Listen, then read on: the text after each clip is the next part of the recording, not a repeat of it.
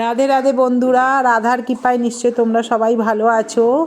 সেদিনকে আমরা চলে গিয়েছিলাম রিলস করতে গঙ্গার ধারে, এবং রিলস করার পরে যখন আমরা গাড়িতে করে উড়ে উড়ে বাড়ি ফিরছিলাম তখন এই চড়িয়ালের কালী মন্দিরের মা বললো দাঁড়া দাঁড়া আমায় দেখে যা। তার মাটাকে কি সুন্দর দেখতে। তারপর আমরা ছুটতে চলে গেলাম বজবজের বইমেলা দেখতে। কোনো দিন তো বইমেলা দেখতে কেউ নিয়ে যায়নি, তা আমার ছোটো মেয়ে আমাকে নিয়ে গেল বইমেলা দেখতে। এবং বজবজে প্রথম বইমেলা বসেছে, আমরাও প্রথম বইমেলা দেখতে গেলাম। বইমেলা দেখতে গিয়ে প্রচুর বইয়ের সম্ভার, যেখানে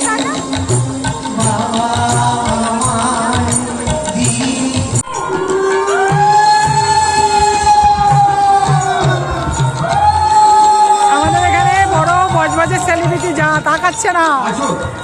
এখানে এই যে পুতুলদের যে যাত্রাটা হচ্ছিল, সেই যাত্রাটা একটা বিয়ের চরিত্র হচ্ছিল, সেইটা খুব মন দিয়ে আমাদের ছেলে সোনু সর্দার দেখছিল এবং খাচ্ছিল, আর তারপর আবার একটু নাচানাচিও করছিল।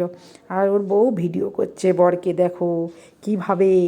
আর তারপরে আমরা কিছু বইয়ের স্টলে গেলাম, গিয়ে বইপত্র দেখতে আরম্ভ করলাম। কিনলাম না সেরকম কিছু, কিন্তু বই দেখছি, এত স্টলে ঢুকে বই খুলে খুলে দেখছি কত কিছু বই। কিন্তু কিনেছি কি একটা সুভাষচন্দ্রের জীবনী, আর একটা হচ্ছে একটা ড্রয়িং বই।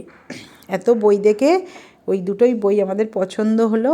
আসলে সবসময় ফোন ঘাঁটা অভ্যাস, তো বইটা আর কখন পড়বো, এখন তো এই অবস্থা জেনারেশানের।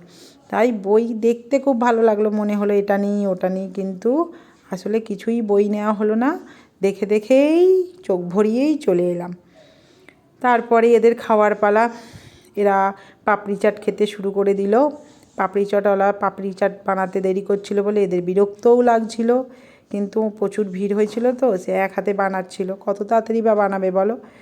পাপড়ি চাট খাওয়ার পরে তারপরে আবার দেখলাম যে পাপড়ি চাট খেতে খেতে, খাওয়াটা শুরু এখনও হয়নি, পাপড়ি চাট খাবে দেখবে যে সোনু সোমাকে খাইয়ে দিচ্ছে আর হু হু করে দাঁত বার করছে, দাঁতের মানে বিজ্ঞাপন দিচ্ছে, কোলগেটের বিজ্ঞাপন দিচ্ছে। তারপরে আবার ওখানে ফাংশান হচ্ছিল, একটা বাচ্চা মেয়ে খুব সুন্দর নাচ করছিল, নাচটা দেখো। তারপরে আমরা বাড়ির দিকে রওনা দিলাম। টাটা বাই বাই, পরের মিনি ব্লগে আবার তোমাদের সঙ্গে দেখা হবে। সিউ।